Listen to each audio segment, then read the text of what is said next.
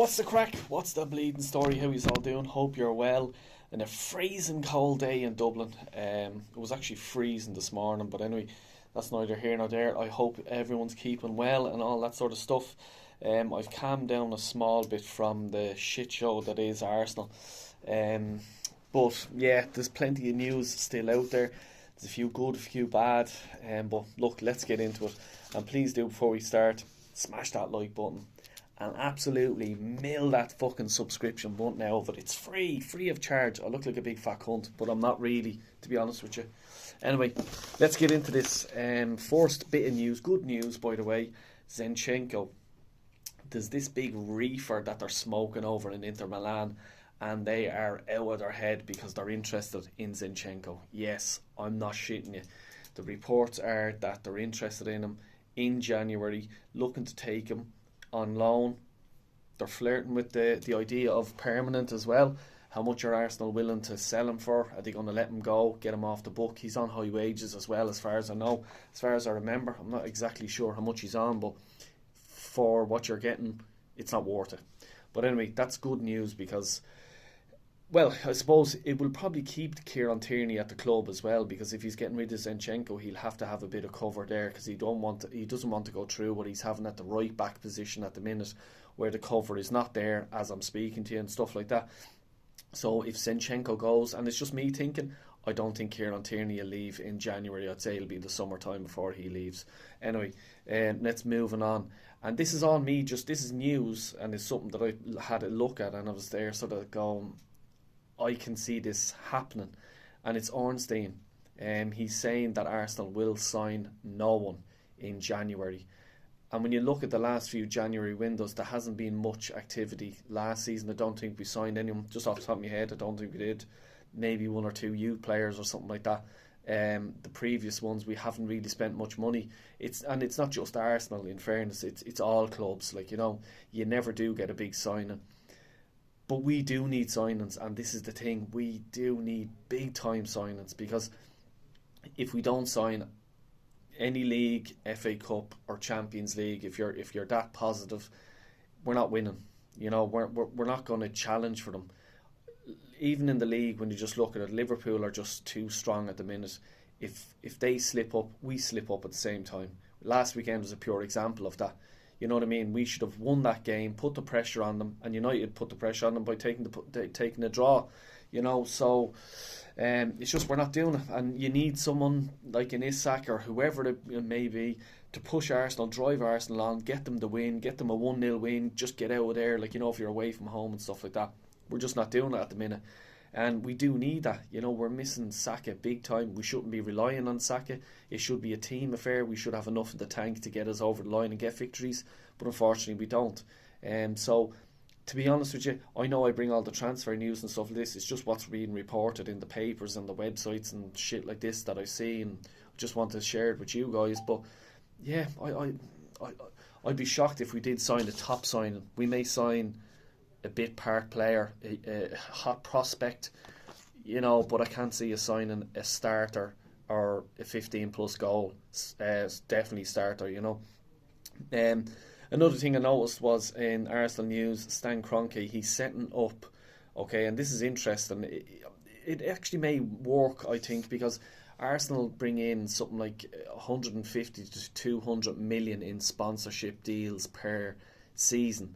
And this is vital because it's what you're allowed to spend on players and on players' wages and stuff like this. So he's setting up this thing for all his sporting brands. So, let's say, for example, I'll name the sporting brands he has. He's the LA Rams, the Denver Nuggets in the NBA, the Colorado Avalanche in the NFL, Colorado Raptors, the MLS, the Colorado Mammoths in lacrosse, and Arteta Arsenal arseholes the soccer team that he has. So if you're a top brand and you are, let's say, doing business in America and you're doing business in UK and Europe and stuff like that, they will come to you and just go, right, okay, Johnny's fucking tyres or something like that. Yeah, I see you sell tyres in America, you sell them in the UK and Europe. How about sponsoring our teams? So you're not just sponsoring Arsenal, you're sponsoring all the teams, and you have a worldwide global brand that's getting pushed out there, and Arsenal can get a bit of a slice of that cake, which is a good idea, rather than just, let's say, the UK market or the European market, like, in the football. So good thinking, I suppose, and maybe it'll push that extra, let's say 150, 200 million per year, try to push it up over the, let's say, 200 mark, because at the minute I think we're 5th or 6th. Like, Man City are top, Liverpool, United, Spurs, I think Chelsea, and then I think it's ourselves then. Like, you know what I mean? So, like, we've the Emirates deal, we've the Adidas deal, you have Persil, you have, all these other Visit Rwanda and stuff like that. But it all counts to about 250 million.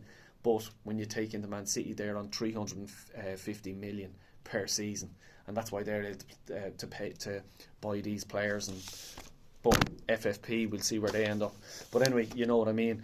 So let's see what happens. That he's trying to get the deal done, and it'll bring extra money to Arsenal, which can only be good to sign players, and that's sort of leading us on to this one. Edu has, well, it's been leaked, let's say, why Edu left Arsenal. He left Arsenal, apparently, this is the reports, when Arteta signed his contract, his extension in the summertime. The reason being is because he thinks that Arteta has too much power at Arsenal. And I've said this before, and I'm not going to go into when I said it and stuff like that, but I have said it. He has Wenger-like power at Arsenal now. I don't know how that has happened. Heads should be fucking turning there, to be honest with you, why a manager gets that power of who's the sporting director, who's the chief scouts, and blah, blah, blah. For me, a manager should, I suppose, the chief scout, like, not the chief scout, but the scouts, the coach, the physio, the doctors, he should pick that team. But the sporting director, for me, should be completely nothing to do with him, but they have to work together, and he's the boss, and then it's the owners.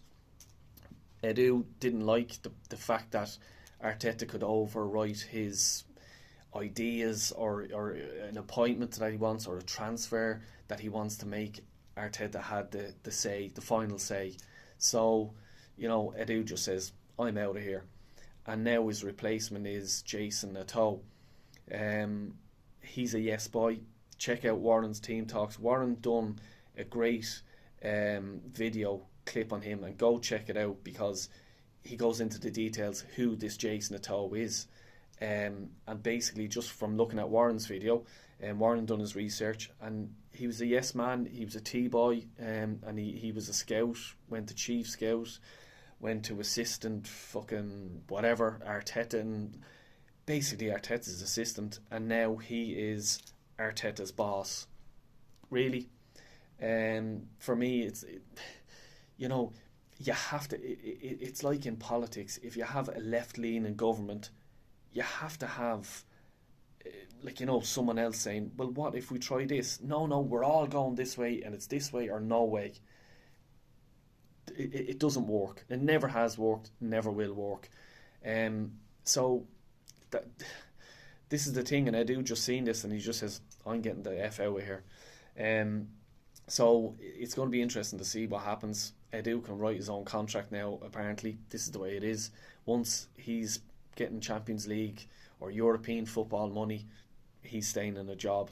As it says, he signed a contract in the summertime. He's on a big wage. He ain't getting sacked or anything soon. But you never know. You never know. With results, Arse is leaving seats. Arse is not going into seats. Getting hit in the pocket, that was the end of Wenger. That could be the end of Arteta. He needs to start pulling results in. And we have a big game on Sunday, 3 o'clock, in the Emirates against Man United in the FA Cup. I will be doing I'll be doing another video tomorrow and stuff like that, so please do keep out. As it says, please do hit the like button and subscribe if you're new around here. Take care and God bless you all.